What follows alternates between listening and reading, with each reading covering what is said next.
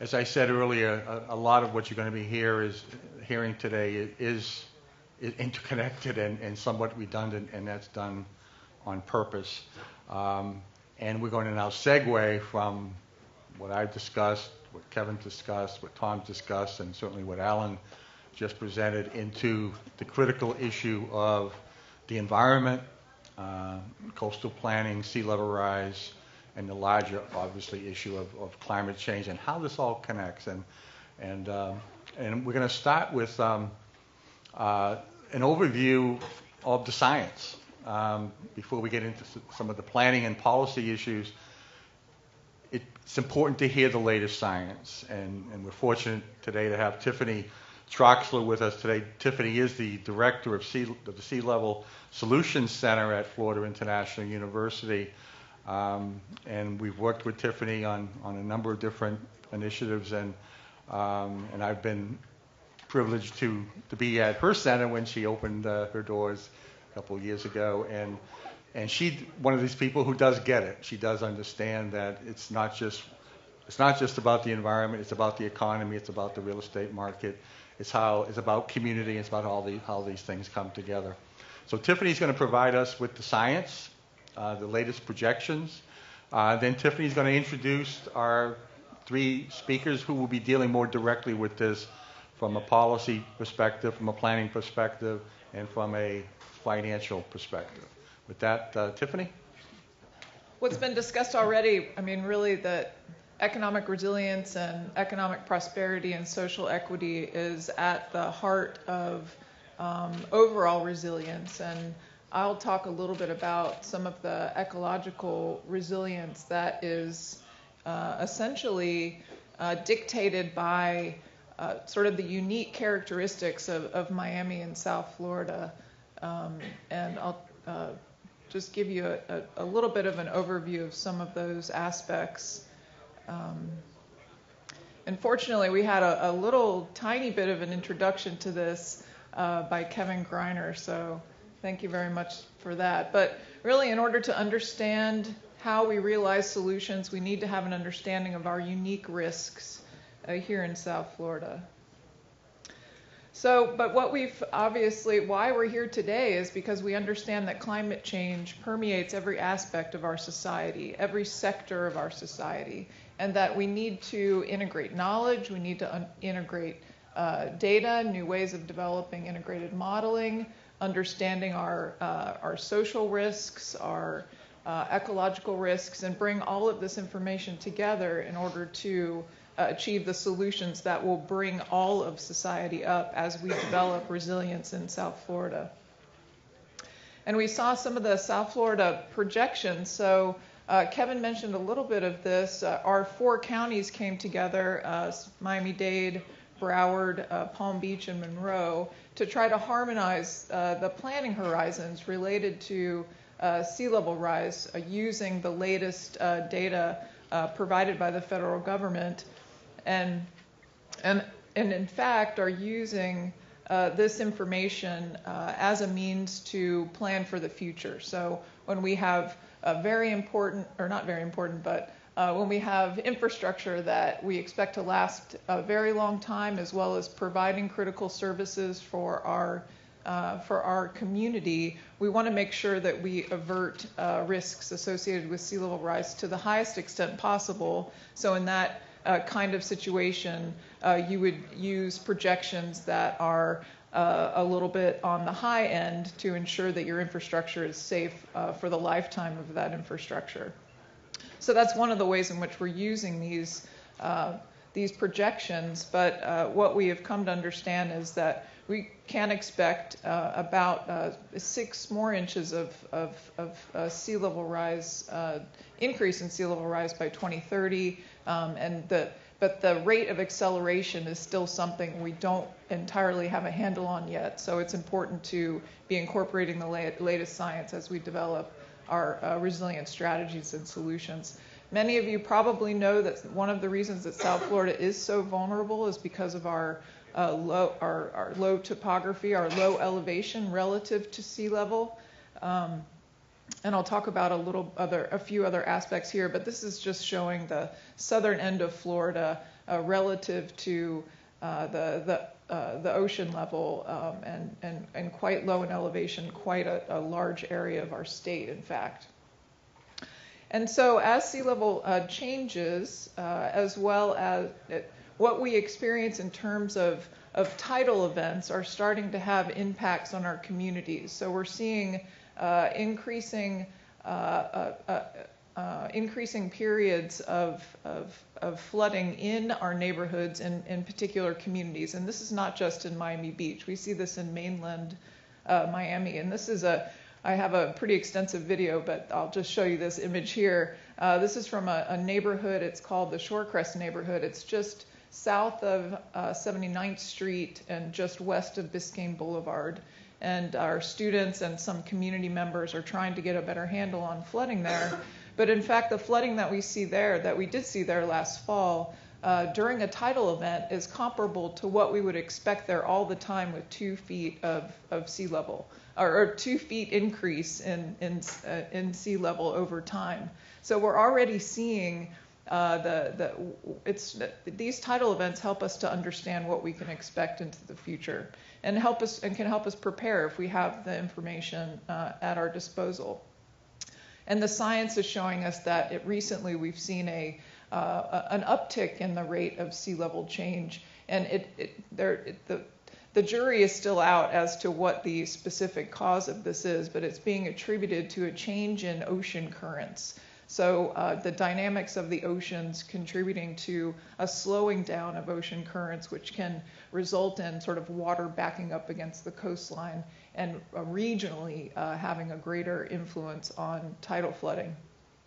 And we know that this is not just a coastal issue because we're sitting because our land elevation is very close to the water table, the regional water table. When the water table is high and close to the land surface, when we get intensive rain events, that results in increased levels of flooding. So it's not just coastal, it's also inland, and we need to be thinking holistically about these solutions. It's not just a coastal issue. And as sea level continues to rise, we'll see an increase in the extent as well as the number of flooding events over time.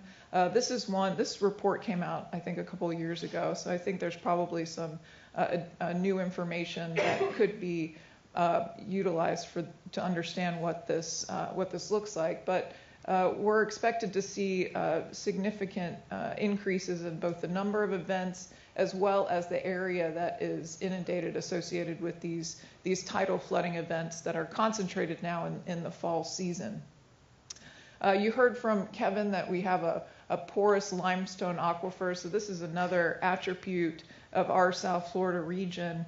One of those important aspects of that surficial aquifer is that for Miami-Dade County and Monroe, that's where most of our drinking water comes from. And essentially the only thing that's holding the salt water, keeping the salt water out of our freshwater supply, is the pressure of the fresh water coming out of that aquifer. And so as sea level rises, as the pressure from salt water sort of pushes up against that freshwater lens, it has been shown to move the saltwater interface closer to our well supply, or our well fields and our water supply wells.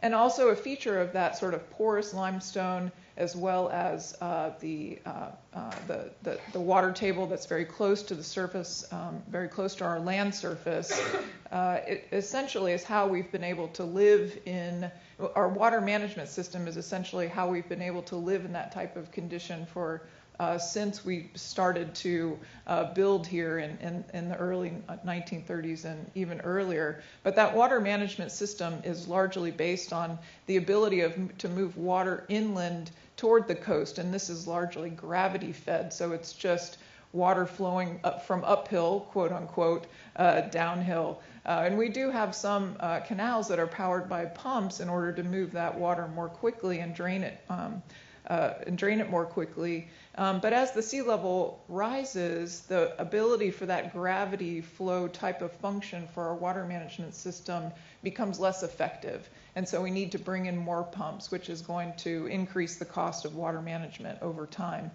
unless we do other things in order to adapt our environment through built infrastructure, or moving our vulnerable homes away from those areas that are exposed to flooding. The other thing about sea level rise is that the higher the water level is when those storm surge events come on shore, the more force those waves have as they come on shore. And we've seen an increase in sea level about 4 to 5 inches, probably more 3 to 4 inches since 1992. So if the same hurricane were to hit us from the same direction at the same speed, we would expect to see greater impacts associated with those storm waves. And one thing that we've done the Everglades is something that we critically rely on for one really important service, which is our water supply, as I mentioned. And so we've changed that system to the extent that we have exacerbated the effect of sea level rise on that system, and which is resulting in an increase in saltwater intrusion associated with the way we manage that system. And this has significant implications not only for our freshwater supply, but also for tourism, as well as for the ability for these wetlands to protect us from storms. I'm going to skip through that. And I won't go into the economic impacts, but this was based on a paper that was published in 2012 by one of our faculty, Kerji Zhang, to start to get a handle on what we're looking at in terms of property value affected, population affected, as well as land area affected. But these are based on pretty old numbers, so we really need to have the most up-to-date population data and integrated sea level storm surge and rainfall flooding modeling so that we can ensure that we understand the true risk. So one feature, just to think about infrastructure and how we are really moving into a situation in which we can't continue to rely on the infrastructure that we used to. And one example of this is associated with septic tanks. So many homes in Miami-Dade County are on septic tanks. And when the groundwater table increases in height and starts to sort of interact with our drain fields, that has the influence of reducing the effectiveness of those septic tanks. So we need to be rethinking how are we going to manage our wastewater in the future if we're facing these kinds of changes in the environment. So it's just to give one other example of how we need to be thinking differently, learning from our past to innovate for the future. But as many of the speakers have already mentioned here today, we are not alone in this situation. Many cities are undertaking efforts to protect their communities, safeguard their people, safeguard their infrastructure, and develop new resilient opportunities in terms of the suite of benefits that can come from building resilience in order to prepare for changes that they expect, just like we do. And so what can we do? So we talked a little bit about resilience already, a lot about economic resilience. We talked about prosperity and social equity as a factor in building resilience. It's really the integration of every aspect of our society, every sector, every discipline in order to innovate the type of resilient solutions that we need in order to move forward. And in terms of what FIU and organizations across FIU, including the Metropolitan Center, Sea Level Solutions Center, many groups are really taking on the charge of working together, collaborating in an interdisciplinary context so that we can come up with the research and the innovation to put society at the head of the curve. And so features of this, what does this look like? We need to be moving toward innovation, a holistic planning so that we can have a better understanding of, as we implement resilient strategies? How do we ensure that we're not introducing unintended consequences as a result of those strategies? So this requires holistic planning and understanding of the costs and benefits of those strategies, cross-cutting, and then also ensuring that all of our strategies are building a healthy, equitable, and sustainable community.